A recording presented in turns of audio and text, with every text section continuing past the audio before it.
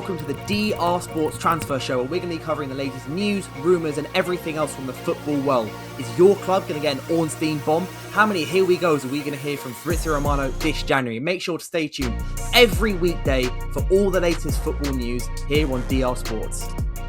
Yes, people, welcome back to DR Sports. Welcome back to the Transfer Show on DR Sports, where we break down the daily breaking news surrounding the world of football transfers in the January transfer window. And we're going to get straight into it with some Manchester United news, but there's also news about Chelsea, Juventus, Aston Villa and everything. So stay tuned across the next 8 to 10 minutes where I bring you all of the news. But starting with Manchester United, it came out last night from the Daily Mail that Nottingham Forest and Brazil defender Murillo, the 23-year-old, is being considered by Manchester United as they look for a long-term replacement for Harry Maguire. Now, as we all know, Harry Maguire signed for an 18 million transfer fee from Leicester City in 2019. And he's been at the club. He was captain and then not captain. But now he's injury prone and the final year of his contract is up at the end of this season. And it seems as if United will not offer him, a new deal, a new contract. So they are looking for replacements. And Murillo, who's been fantastic at Nottingham Forest, 23 years old, is on the list of potential targets as a long-term replacement for him.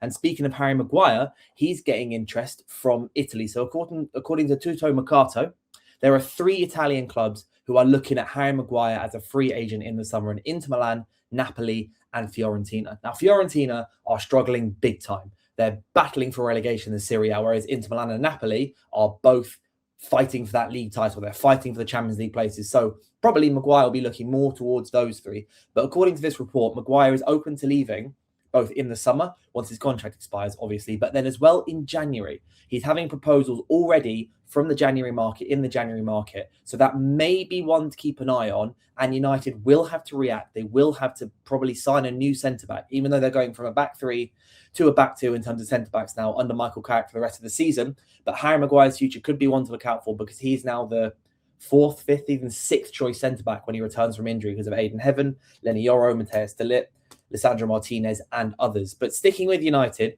Mainoo could look to secure a loan exit this month still if he feels he's not going to get adequate game time. Now, Mainoo's whole situation has been massively blown up because of Ruben Amorim not playing him in any of the 17, 18 games he had in charge in the Premier League. And Mainoo still gets to start in the Premier League this season, even with Darren Fletcher in charge. That looks set to change in the next couple of weeks with Michael Carrick, but if Mainoo feels he's not going to get adequate game time, he doesn't want to leave United permanently, but according to multiple English reports, a loan or the ask for a loan is still possibly on the table, with Napoli the team most interested in Mainoo if he isn't going to get game time, because he wants to try and see if he can get in Thomas Tuchel's thoughts for the World Cup. But in terms of midfield, Michael Carrick is reportedly, this is according to Team Talk, Michael Carrick is reportedly interested and keen in signing Hayden Hackney, 23-year-old from Middlesbrough, who he's very, very familiar with, having managed him at Middlesbrough before he got let go at the end of last season. And Hayden Hackney is also attracting interest from Tottenham. Now, Hayden Hackney in the summer was very, very close to a move to Ipswich. I believe it was Middlesbrough and Ipswich agreed a transfer fee of around 25 to 30 million pounds, something in that range, for Hayden Hackney. Hayden Hackney then had talks with Ipswich about, his role, and ultimately he decided not to do the transfer. But now Premier League clubs seem interested in him. He's a very good young midfielder, so keep an eye out for a move for him, at least from the Championship to the Premier League this summer, or potentially to one of the big 6 teams. And then in terms of other midfield targets for Manchester United, we all know how it worked with Carlos Baleba in the summer. United wanted him badly. They thought that they could get him for 65, 70 million, or around the same price that João Pedro was sold for from Brighton. But Brighton said no. They said Moises Caicedo money. They said £115 million. 9-figure transfer fee is what Brighton wanted. And United thought, nah. But according to The Sun, who have Samuel Lockhurst behind them, who's obviously a big, very reliable journalist for Manchester United are reportedly growing increasingly confident they will sign the Cameroon midfielder this summer. So, Baleba will not be going to the World Cup as well, whereas Adam Wharton and Elliot Anderson, 2 players United like, probably will with England. So that could be a massive advantage on United's side about a deal they could get done early while other targets are playing at the World Cup. And potentially due to the erratic form he's had this season, he was great with Cameroon at AFCON, but this season with Brighton, he's had erratic form. Stocks could be lower. United could feel they could get a better fee for him this time around, this summer. And we all know he wants to join Manchester United. That was very clear last summer. very clear now in January. That's not expected to change. But moving on from Manchester United, going towards Chelsea. Chelsea reportedly want to bring in a centre-back this window with Rosinia now in charge. And one of the centre-backs they are looking at is 28-year-old Marcos Senesi from Bournemouth. Marcos Senesi has been very, very good for Bournemouth in the last couple of seasons. Those who like FPL know that he was a fantastic asset before Bournemouth started losing left, right and centre. But Senesi is out of contract this summer, but Chelsea want to sign a centre-back this month. So it could look to offer Bournemouth some form of small-ish transfer fee to bring in a defender this month, but he's only one name on the list of several other targets. This is according to TalkSport. So fairly reliable information, but also according to Italian journalist Alfredo Padula, Juventus are currently leading the race to sign Senesi as a free agent in the summer.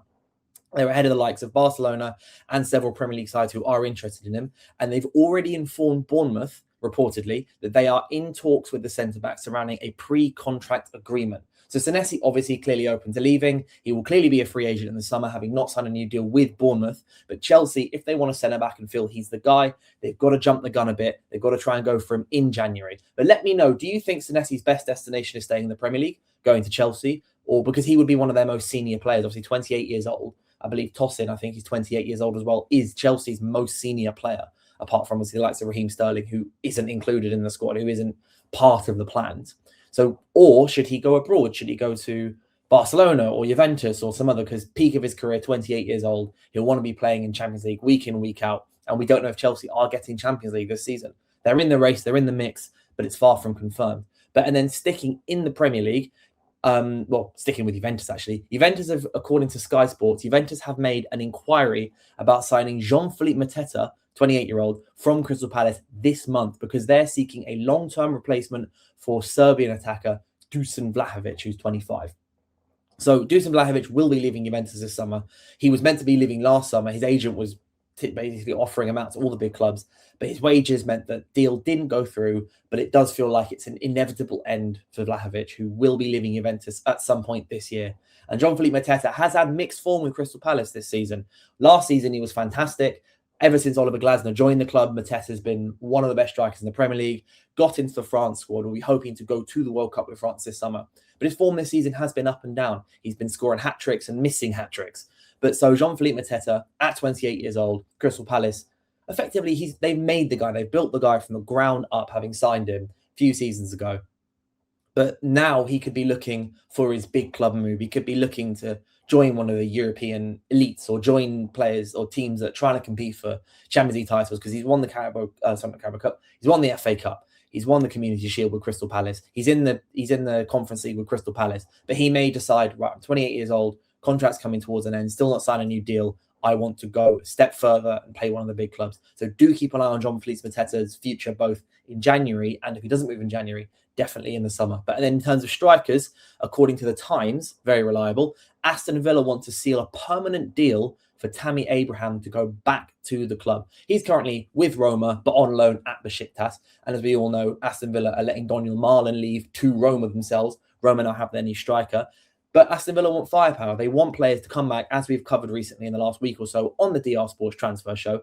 The 28-year-old, spent the 2018-19 season on loan at Villa. And obviously he was part of the team that fired them to Premier League promotion. Obviously, that's the time when he was at Chelsea. But ultimately, he left, and now he wants back in the Premier League. Aston Villa want him back. I do feel like this is a deal that will go through, especially with Aston Villa.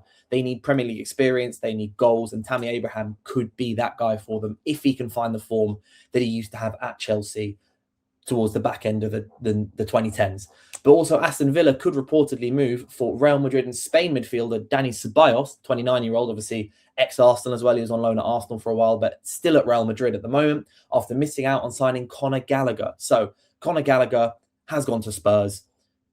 And obviously Aston Villa were interested in him, but now they could be looking to get Dani Ceballos as some sort of replacement. And also in terms of Premier League midfielders, with Bernardo Silva, according to Court Offside, Galatasaray, Napoli, Juventus, and clubs in Saudi are monitoring the Portuguese midfielder, who is in the final year of his deal at Manchester City and yet to agree an extension. Obviously, Man City have just brought in Semenyo as well, and they'll probably bring in some new midfielders in the summer, as happens always at Manchester City. So Bernardo Silva could be, after years of service to Man City, club captain at the moment, could be leaving the club. And finally, Sheffield Wednesday have registered interest in England midfielder Ross Barkley, who is struggling for game time at Aston Villa. This is no surprise. Obviously, Aston Villa wanted a new midfielder, couldn't get Gallagher. Now possibly looking to sign Dani Ceballos from Real Madrid instead.